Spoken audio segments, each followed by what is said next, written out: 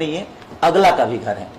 क्योंकि मेरे पास मैं 2 महीना बैठ जाऊंगा तो कोई दिक्कत होने वाली नहीं है, लेकिन मुझे लगता है कि अगला आज 1 साल से परिश्रम कर रहा है और वो उससे बेहतर नहीं कर सकता है। मुझे साइन किया और मैं जानता हूं कि वो बेहतर नहीं कर पाएगा, तो मैं उसको हटा भी नहीं सकता। तो कभी कभी हमें उसके जिद के लिए भी काम करना पड़ता है। तो लगातार कोशिश यही है। एक मैं हनुमान भी कर रहा हूँ, वीर हनुमान, तो वो भी पैन इंडिया है। मुझे लगता है श्रीलंका शूट है, मलेशिया में शूट है, कई जगह जा के शूट करना होता है, क्योंकि उसके सीक्वेंसेज ऐसे हैं कि मुझे जाके शूट करना है। तो वो रत्नाकर जी का ही मूवी है। तो कोशिश हमारी है, और जितने भी सिनेमा आदमी कर रहा है, कोशिश है कि बेहतर सिनेमा और बेहतर कहानी के साथ काम करे। कोई जरूरी नहीं है कि कैनवास बड़ा होने से सिनेमा बड़ा हो जाता है, पैसे ज्यादा लगा देने से सिनेमा बड़ा होता है। ऐसा कहीं नहीं लिखा है। आप कर क्या रहे हैं ये मायने रखता है।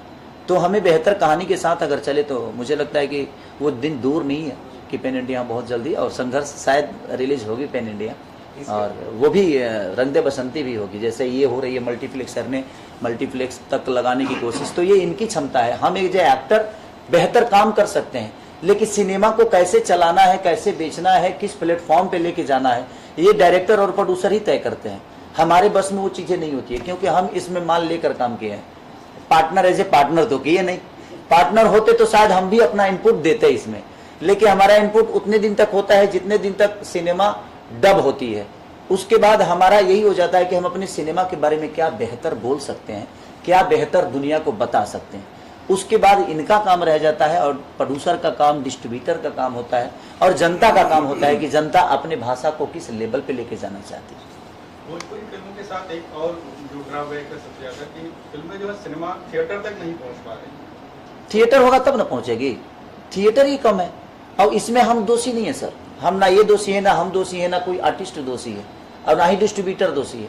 दोषी कहीं ना कहीं मुझे लगता है कि बीच में जो हम लोगों ने गलतियां की हैं, मैं अपनी गलती भी बोल रहा हूँ। ऐसा नहीं कि मैंने बहुत बेहतर की है, मैंने भी कुछ गलतियां की हैं जिनकी वजह से फिल्में नहीं चली। और कोरोना ने हमें बहुत मारा। कोरोना ने हमें, क्योंकि देखिए रीजनल सिनेमा में होता क्या है ना कि छोटे छोटे सिंगल स्क्रीन होते हैं। तो कोरोना ने आधा लोगों को मार दिया, नोटबंदी ने आधा लोगों को मार दिया, तो आधी से चीजें हमारी खत्म हो गई। और मल्टीप्लेक्स को बंद करने में टाइम लगता है, क्योंकि उसमें बहुत सारी चीजें होती है जो आप उसको इतना जल्दी डिसीजन नहीं ले सकते। लेकिन सिंगल स्क्रीन वालों के लिए तो वो छोटी सी बात है। वो 1 मिनट के अंदर, यार कुछ नहीं चल रहा है, यहाँ कुछ अलग खोल दो, क्योंकि उनका ज्यादा इन्वेस्ट तो उसमें होता नहीं। तो वो तुरंत अपने हॉल को बंद किए और पता चला जो कोई मार्केट खोल दिए। तो उसमें क्या हुआ कि हमारी सिनेमा का जो सिंगल स्क्रीन थी वो बहुत सारी चीजें बंद हो गई। उसमें थोड़ा सा हम मारे गए, और उसके बाद वो खुली नहीं। हाँ, अगर सरकार इस पर थोड़ा सा ध्यान दे दे तो मुझे लगता है कि वो सारी चीजें फिर से बेहतर हो जाएगी, और धीरे धीरे हो रही है।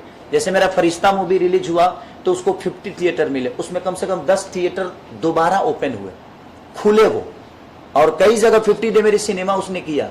तो अगर हम बेहतर सिनेमा के साथ आएंगे तो धीरे धीरे सबका हौसला बढ़ेगा, और हौसला बढ़ेगा तो वो चीजें अपने आप बड़ी हो जाएगी। आपने अभी लास्ट सवाल किया है नोटबंदी के बाद, अभी वापस नोटबंदी की चल रहा है 2000 के बाद, तो मार्केट में कुछ उसका असर पड़ता है मूवी के ऊपर? सर, हमारा ही पैसा हम काला धन हो गया है, अब हम क्या करें।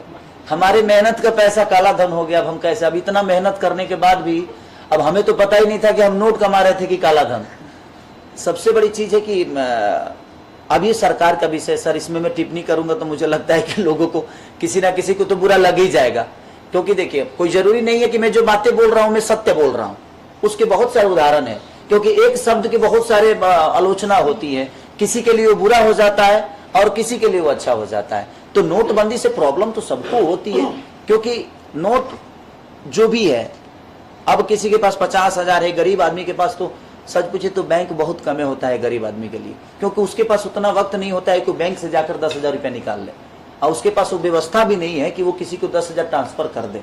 बहुत कम होते हैं। तो सबसे ज्यादा प्रॉब्लम तो मुझे लगता है कि आम पब्लिक को ही होती है, कि नोट निकालना, बदलना, ये करना, वो करना। तो प्रॉब्लम तो सबको है। मुझे एक चीज थोड़ी सी बुरी लगी, जी आज हम मेहनत करके जो पैसे कमा रहे हैं वो काला धन हो जाता है। तो हम उसको नोट समझे, उसको संपत्ति समझे कि हम काला धन ही कमा रहे थे। क्या कमा रहे थे, ये थोड़ा सा डिफिकल्ट मेरे लिए भी हो रहा है कि हम जो कमा रहे हैं वो काला धन कैसे हो गया। यार वो तो मेरी मेहनत के पैसे हैं। बट ठीक है, वो सरकार का विषय है, मैं उसमें क्या टिप्पणी करूं। लास्टली अभी सब पिक्चर से रिलेटेड क्वेश्चन है, जिंदगी कैसा होता होगा, और वही हमारे डायरेक्टर साहब ने पर्दे पे उतारने की कोशिश की, और हम लोगों ने भी कोशिश की कि हम उसको बखूबी निभाएं। और सर को जब अच्छा लगा तो मुझे लगा जब हमने बेहतर काम किया, लेकिन इनसे ज़्यादा आप सबका राय और आप सबकी मोहब्बत मिलना हम सबके लिए ज़रूरी है। चाहे एज ए एक्टर या एज ए डायरेक्टर या एज ए प्रोड्यूसर जो भी हैं इस सिनेमा से जो जुड़े हैं, सबका एक आशा है आप सबसे, आपका विश्वास है हम सब, तो हम कोशिश किए हैं बस आप सबको कोशिश करके इसको एक अलग लेवल पे लेके जाना है, ताकि हम हमेशा डिफिकल्ट चीज़ों को ही लेकर आप सबके बीच में आए और कोशिश करें कि बेहतर करें। तो ये 2 तारीख को ऑल ओवर इंडिया 2 जून, हाँ, 2 जून को ऑल ओवर इंडिया रिलीज हो रही है। तो आप लोग इतना भर भर के प्यार दीजिए और इतना आशीर्वाद दीजिए कि हम ऐसी चीज़ों को हमेशा करने की कोशिश करें और अपने भाषा को साथ साथ अपने आप को भी बढ़ाता है। खेसारी जी, मेरा सवाल अधूरा रह गया।